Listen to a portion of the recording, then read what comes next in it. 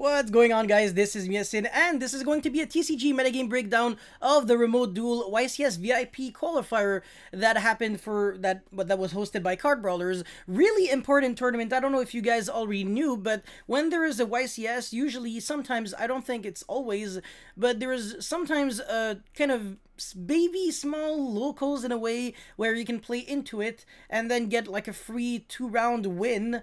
Kind of as if you won a UDS, which is really big. And these tournaments are really hard to win because everybody's trying to get their 2-round buys for the YCS. So yeah, CardBrawlers, my favorite homies, of course, because it's my man. He's the one behind CardBrawlers, and it's my sponsor. So yeah, shoutouts to CardBrawlers. Use the coupon code YASIN5 for 5% off of your next order. Link is always going to be in the description box below. And now let's jump right into it. Actually, I lied. Friendly reminder to like and subscribe.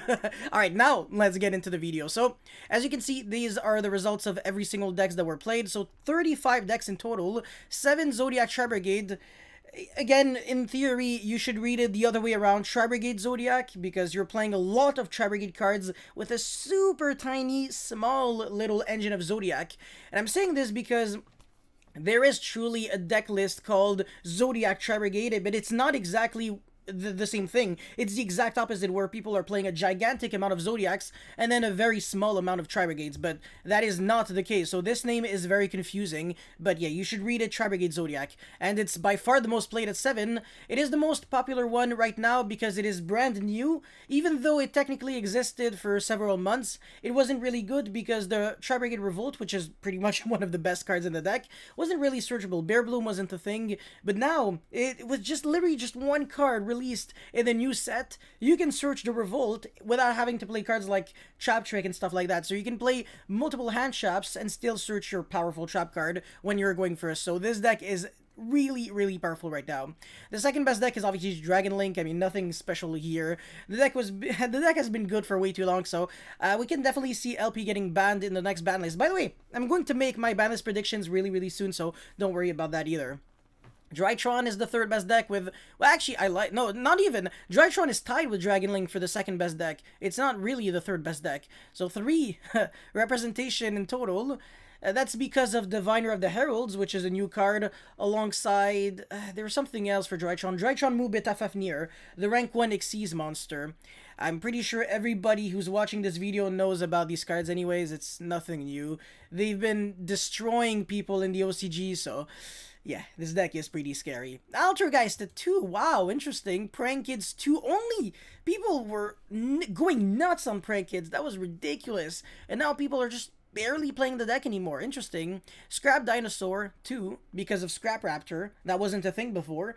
You could actually play the Fridge, but it didn't really do anything. But now you can play Fridge, Chimera, and Raptor, even though I don't recommend doing that. I recommend only playing Raptor and maybe Chimera, or just nothing. That's what I'm personally doing, probably, but yeah. Trap Tricks at 2. Now, this is probably the most shocking thing because there are a lot of decks out there that are just so much more, usually more popular than Trap Tricks, and this is randomly played at 2. Interesting. ABC at 1, Kotalk at 1, okay. Cyberse Eldritch, Dogmatica Tri-Brigade, Domain Monarch, shoutouts to Steven. Evil Eye, Gookie, Infernoble Knight, Lyrillus Tri-Brigade. Hey, this deck really fell in popularity. It was so popular before, and now everybody's playing Zodiac Tri-Brigade, or Tri-Brigade Zodiac instead of Lyrillus. Medalche, Numeron Guru, Paleozoic Phantasmal Spiral, Shaddoll Invoked. I'm so disappointed. I really expected so many people to play Shaddoll Invoked, but nowhere to be seen. Okay, and then I guess when Shaddoll invoked Dogmatica, because the top 8 breakdown, by the way, I also made the array for you. Don't even worry about it, my guy. The chart, rather, I should say. 3 Zodiac Tri-Brigade out of 7 made it to the top 8, so that's a 37.5% conversion rate. 1 Altergeist made it. Well, actually, no, that's not necessarily 37.5. It's 43, my bad. That's a 3 out of 8. I messed up. 1 Altergeist out of 2, so that's a 50% representation, and then 1 Shaddoll invoked Dogmatica out of 1, so that's 100%. 1 Drytron out of 3, 33.3%. 1 Dragon Link out of 3, same thing. And then 1 Dogmatica Tri-Brigade, which is, I believe, 100%. Oh, wow. Okay, yeah, so there it is. These are the top 8 conversion rates. Zodiac Tri Brigade, like I said, 3 out of 7. And then in the top 4, you're going to see this now anyways. But yeah, who topped the event? Well, let's get into the deck list. So top 8, Danilo. Again, I just see the same names every time. Yo, people are really consistent. Impressive. Alright, so he made it with Drytron 8th place. Okay, well, that doesn't really get you the round 2 bye, but still, it's pretty good. The 3 Diviner, 3 Duel, 3 Herald, so no Ash and no other BS. Interesting that he's only playing the hand trap, well, that is searchable, and the one that literally shuts down combo pretty much for the entire turn. So pretty good choice here. Gamma wouldn't work because it clashes with the effect of your Drytrons if you use it on your own turn, and that's a very solid lineup of Drytron monsters. I agree with it. Apart from that, yeah, even the Cyber Angel package is great. The utility cards, pretty good, okay. 3, yeah, okay, so no field spell, huh? Okay, yeah, I mean, the deck is kind of already consistent. It would be bricky because the Nova is already a 3 of, so, yeah, definitely interesting. I like it. Alright, Perry, 7th place with Zodiac Tri Brigade. Oh my god, again, it's the other way around. Yeah, so a bunch of Tri Brigades and then 1, 1, 1, so 4 Zodiac cards, obviously, 6 hand traps, 8, and yeah, Imperial Order in the main deck, because you don't really need spell cards post turn 1. You're pretty much using everything on your first turn, and then after that you can just start getting rid of them with the effect of Baron Blossom and Bear Bloom, so Imperial Order is pretty good. Alright, after that we have Charly. Ooh, that's someone who actually topped a YCS in Montreal. Well, not in Montreal, but he's a Montreal player who actually topped a YCS back in the days. If I recall correctly, well, that's actually what a friend of mine told me, but yeah, playing a bunch of trap cards with some Dogmatica cards as well. Nadir can actually send the Charade and then search something.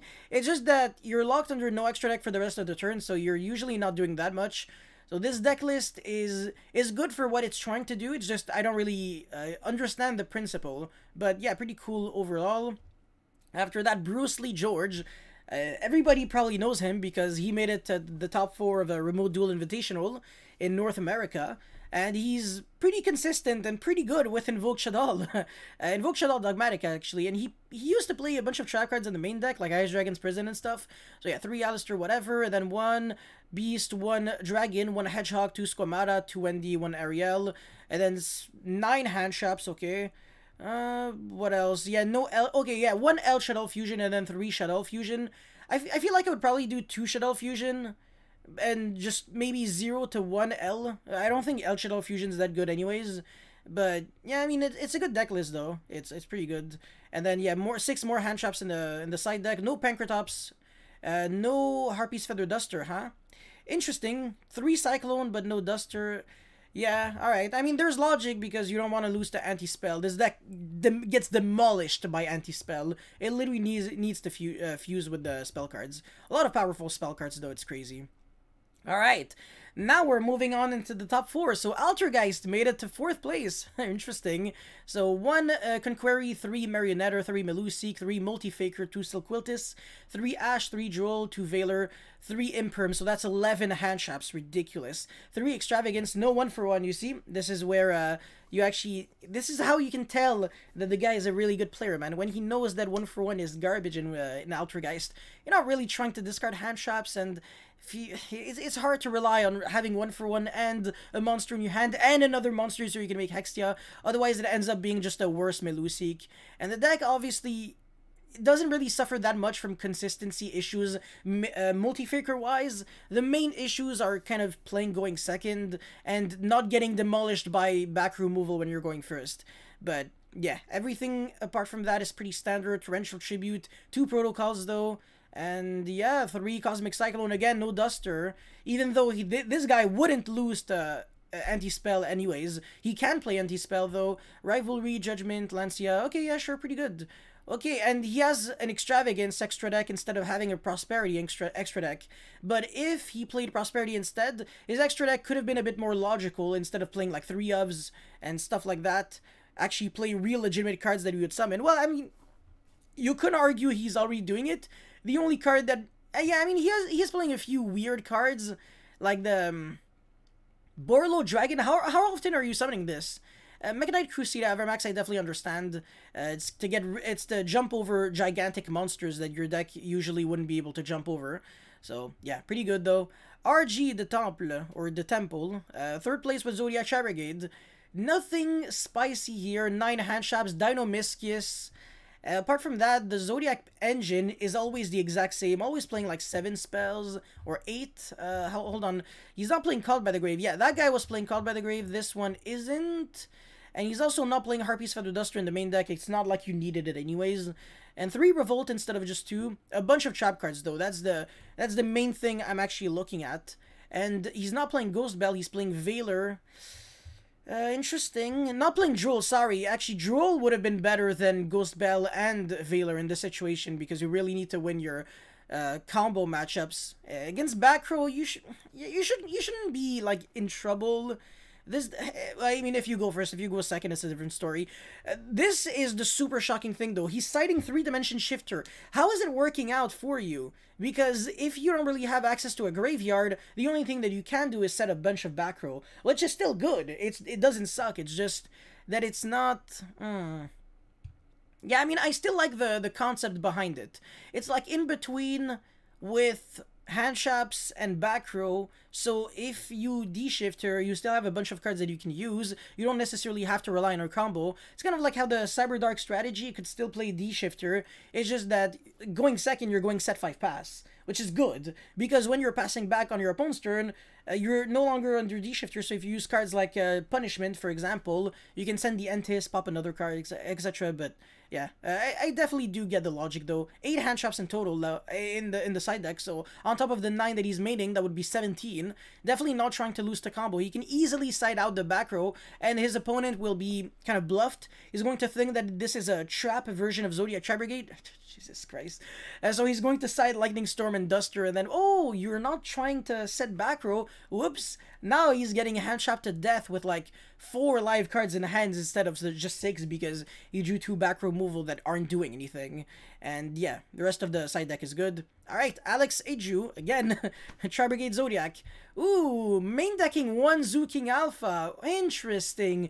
12 Handshaps, that's a gigantic number. And then a bunch of Tri-Brigades again, Zodiac, same thing as always. This is the one kind of shocking thing, main decking Tactic Talents. This is the only unusual thing. This is the first guy, actually, who wasn't doing this. The other ones, yeah. Oh, wow, Tactic Talents really dropped in popularity. Interesting. But yeah, he's main decking it at 3, which is also unusual, because when we do see people playing Tactic Talents, it's just a 2 of.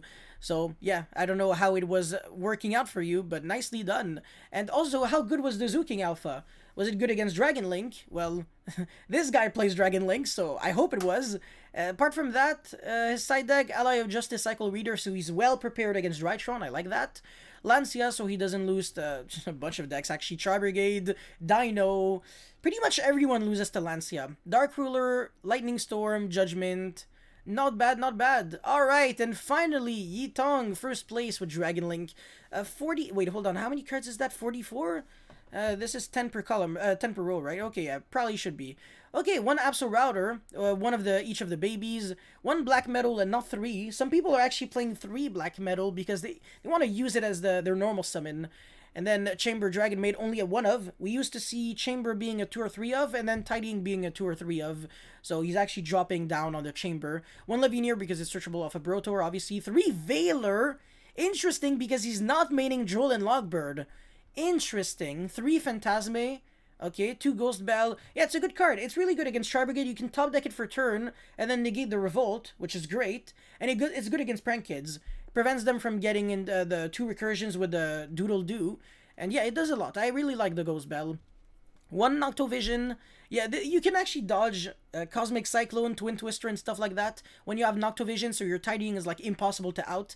So that's one hidden effect that it has that is just really, really good. People don't really respect it enough. And then Omni Dragon Brotor, Red Eyes Darkness Metal, 1 Rocket Recharger, 2 Rocket Synchron. Alright, I think people officially concluded that Rocket Tracer was a 2 of and not a 3 of. Alright, that's fair enough. 3 Seyfert, it's a great normal sub-in, of course. It's a 1-card combo, kind of, in a way. I mean, if you're playing bad cards. Yeah, I don't think it's a 1-card combo, actually it's not. One of each of the babies. Now, Chaos Space with a discard is a 1-card combo because you still have your normal summon, so that's not the exact same thing. And then, yeah, 1 Boot Sector Launch is one of the most shocking thing, but it kind of makes sense if you don't... Yeah, you don't want to draw it.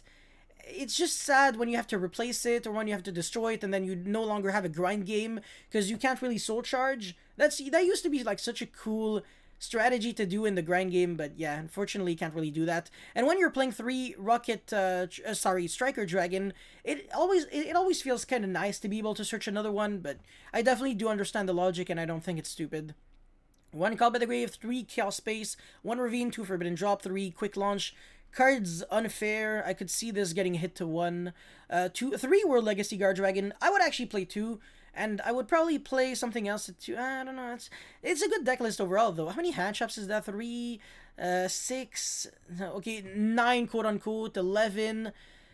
Yeah, it's a pretty big number, and then 2 Forbidden Droplets, so even without hand traps, you can still kind of navigate through opponent's board going second. And I mean, Dragon Link, if it just draws a bunch of extenders, you're usually good going second anyways. And for the side deck, 1 Pancratops, 3 Jewel and Logbird. This is the most shocking thing, seeing Jewel in the side and not in the main, and having Valor instead. But again, I can understand the logic, because Valor is great against Tri-Brigade right now. Valor and Imperm. Anyways, 2 Nibiru, 1 Harpy's Feather Duster, 2 Lightning Storm, 2 Tactic Talons, and then 2 Twin, 1 Imperial Order, so you don't really lose the Mystic Mine without having back removal, and then 1 Red Reboot. For sure, you can easily OTK in this deck now. Borreload Savage, Chaos Ruler, Demonic, Hot Red, Appaloosa, Boral Sword, Needle Fiber, Romulus, LPP Steed, Double Seal, Quad Boral, Triple Striker Dragon. That's it. Yeah, that's pretty much it. So, really, really nice deck list. Overall, really cool TCG metagame breakdown. I really hope you guys were able to enjoy and learn a thing or two. Again, huge shoutouts to CardBrawlers for hooking me up with these beautiful reports. And yeah, that's pretty much it. Thank you for watching. Don't forget to like and subscribe. And I will see you next time. Peace.